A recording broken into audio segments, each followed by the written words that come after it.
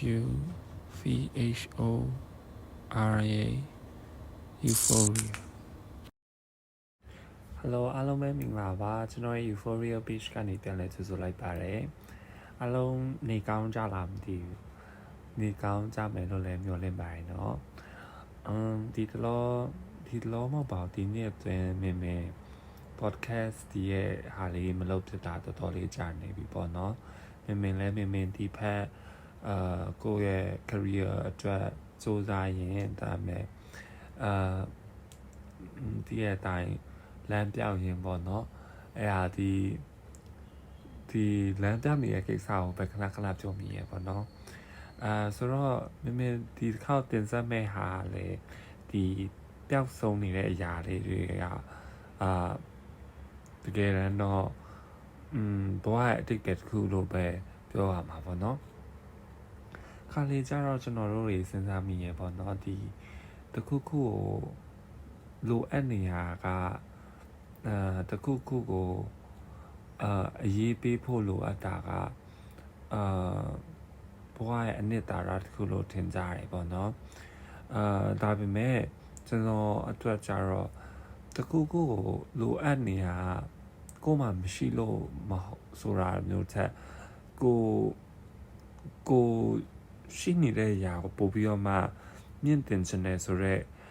ဟာရဲ့ပြီးတော့ကိုရှိနေတဲ့ဟာကိုတေချာလေးတုံးချတတ်ချင်တယ်ဆိုတော့ဟာပေါ်မူတည်ရလို့မင်းကတော့ခံစားမိရပေါ့နော်ခါလေးကျတော့ကျွန်တော်တို့တွေဒီကိုမှရှိနေတဲ့အရာလေးတွေကိုဘယ်လိုမျိုးပြသရမှမသိဘူးကွာအဲ့လိုမျိုးအချစ်ပဲပတ်သက်အချစ်ပဲနေဒီကိုမှရှိရဲ့ skill တွေ quality တွေပဲနေပေါ့နော်ခါလေးကိုရီဒီရဲ့ခံစားချက်တွေဒီလိုမျိုးအရာလေးတွေကိုထုတ်ဖော်ပြသဖို့အရင်အရေးကြီးရပေါ့နော်ဒါပေမဲ့ကျွန်တော်တို့တွေကဒါတွေကိုသိအောင်ထားပြီးတော့ကောင်းတဲ့နေရာတွေမှာမကောင်းတဲ့နေရာတွေမှာအသုံးချပြီးတော့ကိုလမ်းပြောက်တယ်ဆိုရင်မှခေါင်းစဉ်တက်ကြရပေါ့နော်တကယ်တမ်းကျတော့ပြန်စဉ်းစားအောက်ခြေကနေတွေ့ချပြန်စဉ်းစားကြည့်မယ်ဆိုလို့ရှိရင်ကျွန်တော်တို့တွေကဒီရဲ့ skill ဒီရဲ့အတွေ့အကြုံဒီရဲ့အချစ်ဆိုတဲ့အရာတွေဖြစ်ပေါ်လာတာကအကြောင်းရင်းကိုရှိရပေါ့နော်အရာတိုင်းကအကြောင်းရှိလို့ကိုဒီလိုမျိုးဖြစ်လာတယ်လို့တော့မင်းခံစားရတယ်မင်းအတွက်ကျတော့အချစ်ပဲနေဒီအလောက်ကင်ပဲနေကိုမချင်လို့မရတဲ့တဲပါပေါ့နော်ကိုအဲ့ရကိုတကယ်မနစ်သက်ဘူးဆိုလို့ရှိရင်အဲ့ဒါကိုထိတွေ့ဖို့တော့မှခက်ခဲတယ်ပေါ့နော်ဆိုတော့အားလုံးပဲဘယ်လိုထင်ကြလဲတော့မသိဘူးဒီကိစ္စနဲ့ပတ်သက်ပြီးတော့ကျွန်တော်တို့ကြတော့ဒီလမ်းပြောင်းနေတဲ့အရာလေခါလေကြတော့ကိုယ်လမ်းမှန်ရောက်ဖို့လမ်းပြပေးတဲ့အရာတစ်ခုလို့လည်းမြင်တယ်ပြီးတော့ဒီလမ်းပြောင်းနေရဆိုတာကလေအမှန်တကယ်တမ်းပြန်စဉ်းစားကြည့်လို့ရှိရင်ကိုယ်မှရှိနေတဲ့အရာတွေကိုဘယ်မှာအသုံးချရမယ်ဆိုတာမသိရလည်းဖြစ်နိုင်တယ်ဒါမှမဟုတ်လည်းဒီကိုယ်မှရှိတဲ့အရာကိုဘယ်လိုမျိုးအရာနဲ့ transform ရမယ်ဆိုတာကိုလိုက်ရှာနေတဲ့အခိုက်အတန့်လို့ပဲထင်စေချင်တယ်ပေါ့နော် like ကိုငါလမ်းပြောင်းနေရဆိုပြီးတော့မှကိုအပြစ်တင်နေမတင်နေစေချင်ဘူးပေါ့နော်ဘာလို့ဆိုလို့ရှိရင်လမ်းပြောင်းတဲ့အရာတိုင်းကတဲ့ကိုကောင်းတဲ့အရာဒါမှမဟုတ်ကိုလမ်းကြောင်းကကိုရှောက်နေတဲ့လမ်းကြောင်းက